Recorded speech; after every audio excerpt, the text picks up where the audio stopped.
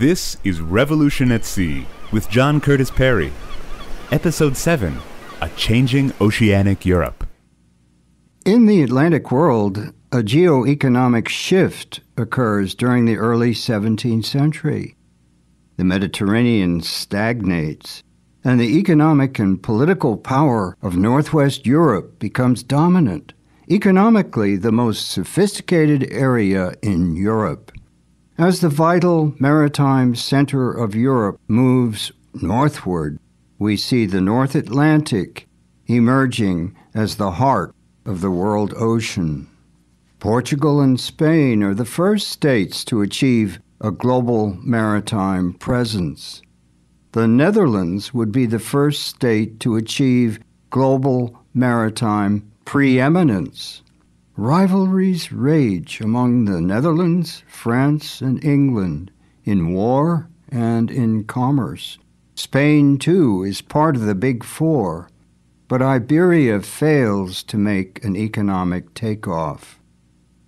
The English Channel functions as Europe's new key strategic funnel, offering direct access to ocean for the Baltic and the Low Countries. This gullet of Europe remains key today, along with the Malacca Straits, now the world's two major shipping passages. Northwest Europe has a very long coast in proportion to its territory, an unusual geography that increases the possibilities for continental and oceanic influences to meet and cross-fertilize. During the 16th and first half of the 17th century, some major changes occurred in Oceanic Europe. Improvements in administrative and strategic competencies that deeply affected international history and thus oceanic affairs. One such was the formation and integration of territorial states, the traditional landmark for that process being the Congress of Westphalia in 1648. Centralized, usually monarchical state power was now on the upswing.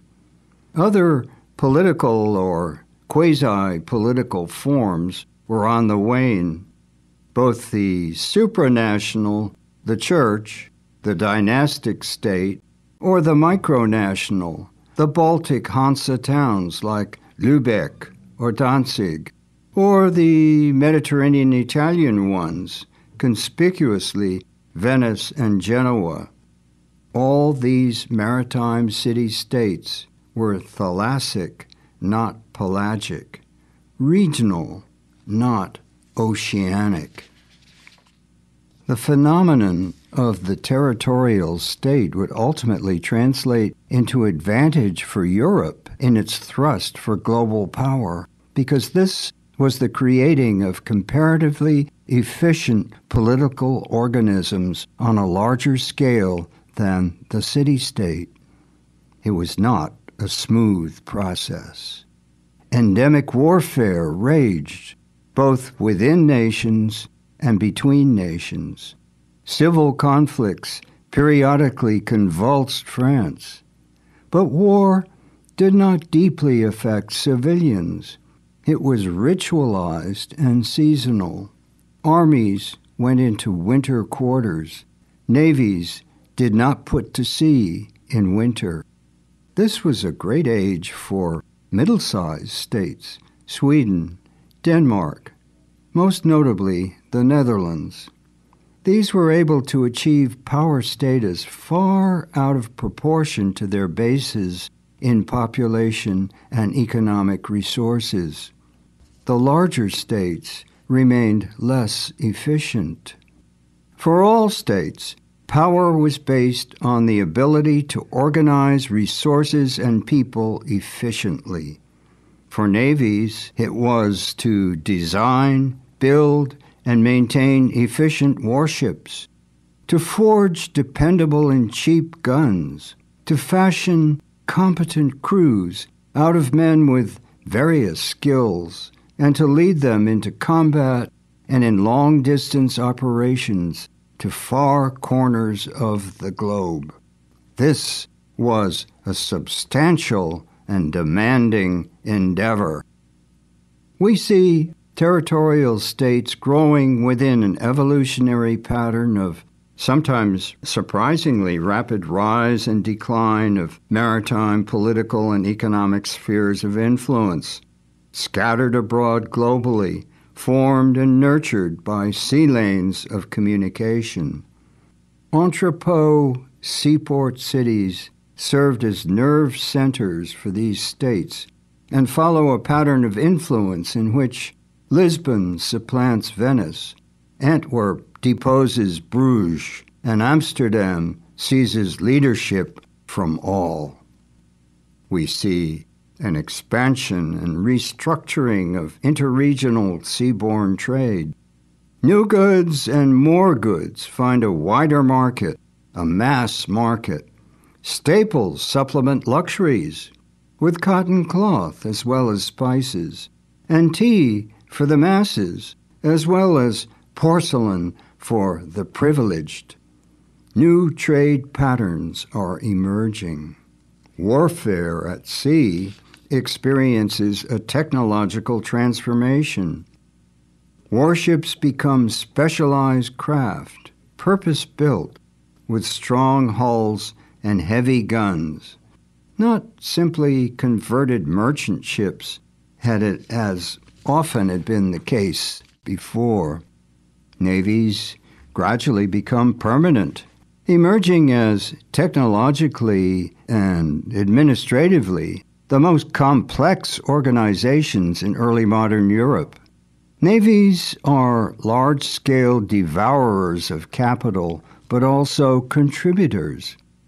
They foster wide-ranging interactions between producers and users. Crews consume tons of biscuit, salt meat, beer, wine, and water. Guns require great quantities of shot and powder. Ships demand extensive amounts of other naval materials, including canvas for sails, timber for hull, masts, and spars, iron fittings like spikes and nails, anchor and chain, were all required for the elaborate machine that was the multi-masted ship combining square with lateen, triangular sails. A new combination of rig meant greater speed, an increasing ability to sail close to the wind, and greater maneuverability. Sailing is not a static art. It experiences constant, incremental change. This meant that performance was constantly improving. European oceanic power may have been limited largely to the range of a gun on deck or at gunport below, but this firepower had a potential global blue water reach. Thus, Europeans could begin to compete and wage war with each other far from home coastal waters. Combat becomes global. World War I in the 20th century is a misnomer. The 17th and 18th centuries experienced world wars, but they were limited, not total. The local people were usually ancillary to the conflict. Unless co-opted, local people were not fighting as belligerents.